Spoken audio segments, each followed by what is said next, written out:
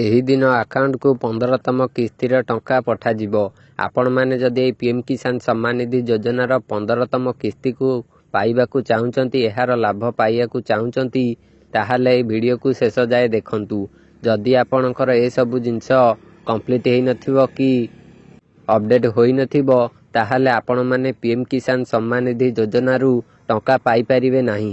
ତେଣୁକରି ଆପଣମାନେ ଏହି ଅପଡ଼େଟ୍ ଗୁଡ଼ିକ କରିନିଅନ୍ତୁ, ଯାହାଦ୍ୱାରା ଆପଣମାନେ ଆଗାମୀ କିସ୍ତିର ଟଙ୍କାକୁ ପାଇପାରିବେ। ପିଏମ୍ କିଷାନ ସମ୍ମାନ ନିଧି ଯୋଜନାରେ ଗୋଟେ ବର୍ଷରେ 3ଟି କିସ୍ତି ମାଧ୍ୟମରେ 6,000 ଟଙ୍କା ଚାଷୀ ଭାଇମାନଙ୍କୁ ପ୍ରଦାନ କରାଯାଏ। ଏହି ଚାଷୀମାନଙ୍କୁ ପ୍ରଦାନ କରାଯାଉଥିବା ଟଙ୍କା ବହୁତ ଚାଷୀ ପାଇପାରୁନାହାନ୍ତି। ସେମାନେ ଏହି ଅପଡ଼େଟ୍ ଗୁଡ଼ିକ ନ କରିବାରୁ ସେମାନେ ସେମାନଙ୍କ ଆକାଉଣ୍ଟରେ ଟଙ୍କାକୁ ପାଇପାରିବେନି। ଟଙ୍କା ନ ପାଇବାର ବହୁତ ଗୁଡ଼ିଏ କାରଣ ଅଛି ଓ ଅପଡ଼େଟ୍ ବି ବହୁତ କିଛି ଅଛି। EKYC ଓ ଲ୍ୟାଣ୍ଡ ସେଣ୍ଡିଂ ଓ ଆଧାର ବ୍ୟାଙ୍କ ଆକାଉଣ୍ଟ ଲିଙ୍କ, ଏହି 3ଟି ଯାକୁ ତ ଆପଣମାନେ ଜାଣିଥିବେ। ଏ 3ଟି ଯାକ ମଧ୍ୟ ଆପଣ କରିବାକୁ ଚେଷ୍ଟା କରିଥିବେ। EKYCକୁ କମ୍ପ୍ଲିଟ୍ ମଧ୍ୟ କରିଥିବେ। ଯଦି ଆପଣଙ୍କର ଏହି 3ଟି ଯାକ କମ୍ପ୍ଲିଟ୍ ହେବ ନାହିଁ, ତାହେଲେ ଆପଣମାନେ ପିଏମ୍ କିଷାନ ସମ୍ମାନ ନିଧି ଯୋଜନାରୁ ଟଙ୍କା ପାଇପାରିବେ ନାହିଁ। ଯଦି ଆପଣଙ୍କର EKYCଟି ନ ଥିବ କି ଲ୍ୟାଣ୍ଡ ସେଣ୍ଡିଂ ଅପସନ୍ଟି ନ ଥିବ, ଆଧାର ବ୍ୟାଙ୍କ ଆକାଉଣ୍ଟଟି ଲୋନ୍ ନ ଥିବ, ତାହେଲେ ଆପଣମାନେ ପିଏମ୍ କିଷାନ ସମ୍ମାନ ନିଧି ଯୋଜନାରୁ ଟଙ୍କା ପାଇପାରିବେ ନାହିଁ। ଏହା ଛଡ଼ା ଏବେ ପିଏମ୍ କିଷାନ ସମ୍ମାନ ନିଧି ଯୋଜନାରେ ଯେଉଁମାନେ ସବୁ ଅଯୋଗ୍ୟ ଚାଷୀ ଭାଇମାନେ ଚିହ୍ନଟ ହେଉଛନ୍ତି, ସେହି ଚାଷୀ ଭାଇମାନଙ୍କର ନାମକୁ ଲିଷ୍ଟରୁ କାଟି ଦିଆଯାଉଛି ଓ ସେହି ଭାଇଙ୍କଠାରୁ ଟଙ୍କା ଆଦାୟ କରାଯାଉଛି।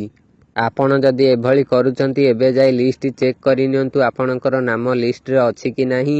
ଯଦି ଆପଣଙ୍କର ନାମ ଲିଷ୍ଟରେ ନଥିବ, ଆପଣମାନେ ଆଗାମୀ କିସ୍ତିର ଟଙ୍କାକୁ ପାଇପାରିବେ ନାହିଁ, ଆଗାମୀ କିସ୍ତିର ଲାଭକୁ ପାଇବେ ନାହିଁ। ଯଦି ଆପଣମାନେ EKYCକୁ କରିନାହାନ୍ତି, ତାହେଲେ ଆପଣମାନେ EKYC ଅପଡ଼େଟ୍କୁ ଏବେ କରିନିଅନ୍ତୁ। ଏହି EKYC ଅପଡ଼େଟ୍କୁ କମ୍ପ୍ଲିଟ୍ କଲେ ଯାଇ ଆପଣମାନେ ପିଏମ୍ କିଷାନ ଯୋଜନାରୁ ଟଙ୍କା ପାଇପାରିବେ। ଏଗ୍ରିକଲଚର ଡିପାର୍ଟମେଣ୍ଟ କହୁଛନ୍ତି, ନୋଟିସ୍ ଜାରି କରୁଛନ୍ତି ଯେ ପିଏମ୍ କିଷାନ ସମ୍ମାନ ନିଧି ଯୋଜନାର EKYCକୁ କରିବାକୁ। ଯଦି ଆପଣମାନେ EKYC ନ କରନ୍ତି, ସେମାନେ ଆପଣଙ୍କ ପାଖକୁ ଟଙ୍କା ପଠାଇବେନି ବୋଲି ଏପରି ନୋଟିସ୍ ଜାରି କରୁଛନ୍ତି। ଯଦି ଆପଣମାନେ ନ କରିବେ, ଆପଣମାନେ ଆଗାମୀ କିସ୍ତିର ଲାଭକୁ ପାଇପାରିବେନି। ଏହା ସହିତ ଆପଣଙ୍କର ଯଦି ଲ୍ୟାଣ୍ଡ ସେଣ୍ଡିଂ ପ୍ରୋବ୍ଲେମଟି ନ ଥିବ, ସେଟାକୁ ମଧ୍ୟ ୟେସ୍ କରିବେ। ଏହା ଛଡ଼ା ଆପଣଙ୍କର ଯଦି ଆଧାର ବ୍ୟାଙ୍କ ଆକାଉଣ୍ଟ ଲିଙ୍କ ତ ସମସ୍ତଙ୍କର ରହିଥାଏ। ଯଦି ଆପଣଙ୍କର ନାହିଁ, ସେ ଆଧାର ବ୍ୟାଙ୍କ ଆକାଉଣ୍ଟ ଲିଙ୍କକୁ ମଧ୍ୟ ଠିକ୍ କରିନିଅନ୍ତୁ।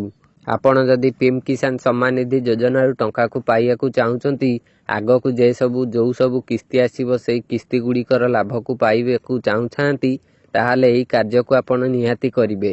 ଯଦି ଆପଣଙ୍କର ଏହି ପିଏମ୍ କିଷାନ ଯୋଜନାର 6,000 ଟଙ୍କାରେ ଇଣ୍ଟରେଷ୍ଟ ନଥିବ, ତାହେଲେ ଆପଣଙ୍କର ଏହି କାର୍ଯ୍ୟଗୁଡ଼ିକୁ କରିବା ନିହାତି ଦରକାର ନାହିଁ।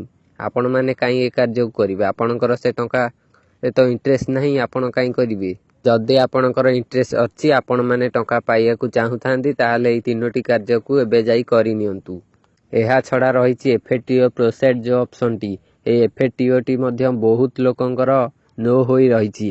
FATO ନୋ ହେବାର କାରଣ ହେଉଛି ଆପଣମାନଙ୍କର EKYC, ଲ୍ୟାଣ୍ଡ ସେଣ୍ଡିଂ ଓ ଆଧାର ବ୍ୟାଙ୍କ ଆକାଉଣ୍ଟ ଲିଙ୍କ, ଏହି 3ଟି ଯାକରୁ ଯଦି ଆପଣଙ୍କର ଗୋଟିଏ ନୋ ଥିବ, ତାହେଲେ FATOଟି ନୋ ହୋଇଯିବ। ଯଦି ଆପଣଙ୍କର 3ଟି ଯାକ ୟେସ୍ ଥିବ, ତାହେଲେ ମଧ୍ୟ FATO ନୋ ହୋଇଥାଏ। ଏହି FATO ନୋ ହେବାର କାରଣ କ'ଣ, ଯଦି ଆପଣମାନେ ଜାଣିବାକୁ ଚାହୁଁଥାନ୍ତି, ତାହେଲେ କମେଣ୍ଟ କରି ଜଣାନ୍ତୁ। ଯଦି ଆପଣଙ୍କର 3ଟି ଯାକ ଠିକ୍ ଅଛି, ତଥାପି ଏହା ଆପଣଙ୍କର ନୋ ଦେଖାଉଛି, ଏହାର କାରଣ ଯଦି ଆପଣମାନେ ଜାଣିବାକୁ ଚାହୁଁଥାନ୍ତି, ଏହାର ସମାଧାନ ଚାହୁଁଥାନ୍ତି, ତାହେଲେ ମୋତେ କମେଣ୍ଟ କରନ୍ତୁ। ମୁଁ ଆପଣମାନଙ୍କୁ ନେକ୍ସଟ ଭିଡ଼ିଓରେ ଏହାର କାରଣ ବତେଇଦେବି। ଆପଣମାନେ ଆପଣଙ୍କର କାରଣ ଜାଣିପାରିବେ। ବହୁତ ଲୋକଙ୍କର ଏହି 3ଟି କାରଣ ଯୋଗୁଁ ହୋଇଥାଏ। ଏହି ଲ୍ୟାଣ୍ଡ ସେଣ୍ଡିଂ, EKYC, ଆଧାର ବ୍ୟାଙ୍କ ଆକାଉଣ୍ଟ ଲିଙ୍କ, ଏହି 3ଟି ଯାକ ମଧ୍ୟରୁ ଯଦି ଗୋଟିଏ କି 2ଟି ନୋ ଥାଏ, ସେଥିପାଇଁ ସେମାନଙ୍କର FATOଟି ନୋ ହୋଇଯାଇଥାଏ ଓ ବହୁତ ଲୋକଙ୍କର ଅନ୍ୟ କାରଣରୁ FATO ପ୍ରୋସିଡ୍ ଅପସନ୍ଟି ନୋ ହୋଇଥାଏ। ଆପଣଙ୍କର ଯଦି ଏଇଭଳି ହେଇଛି, ତାହେଲେ କମେଣ୍ଟ କରି ଜଣାନ୍ତୁ। ମୁଁ ଆପଣମାନଙ୍କୁ ନେକ୍ସଟ ଭିଡ଼ିଓରେ ଜଣେଇବି। ଆପଣମାନେ ଏହି ଅପଡ଼େଟ୍ ଗୁଡ଼ିକ ଏବେ ଯାଇ କରନ୍ତୁ। ଯଦି ଆପଣମାନଙ୍କୁ ଏହି ଭିଡ଼ିଓଟି ଭଲ ଲାଗିଥାଏ, ତେବେ ଭିଡ଼ିଓକୁ ଗୋଟେ ଲାଇକ୍ କରିବେ ଓ ଚ୍ୟାନେଲକୁ ମଧ୍ୟ ସବସ୍କ୍ରାଇବ୍ କରିବେ। ଯଦି ଆପଣମାନେ ଏସବୁ ଅପଡ଼େଟ୍ ଗୁଡ଼ିକ ନ କରିବେ, ତାହେଲେ ଆପଣମାନେ ଆଗକୁ କିସ୍ତି ଗୁଡ଼ିକ ପାଇବେ ନାହିଁ। ତେଣୁକରି ଆପଣମାନେ ଯଦି ନିଜେ ନ ପାରିବେ ତାହେଲେ ଆପଣମାନେ ଜନସେବା କେନ୍ଦ୍ରରେ ଯାଇ କଣ୍ଟାକ୍ଟ କରି ସେମାନଙ୍କଠୁ ସହଯୋଗ ନେଇ ଏହି କାର୍ଯ୍ୟକୁ କମ୍ପ୍ଲିଟ୍ କରିପାରିବେ। ଏବେ ଗଲାବେଳେ ଭିଡ଼ିଓକୁ ଗୋଟେ ଲାଇକ୍ ମଧ୍ୟ କରିଦେଇ ଯାଆନ୍ତୁ।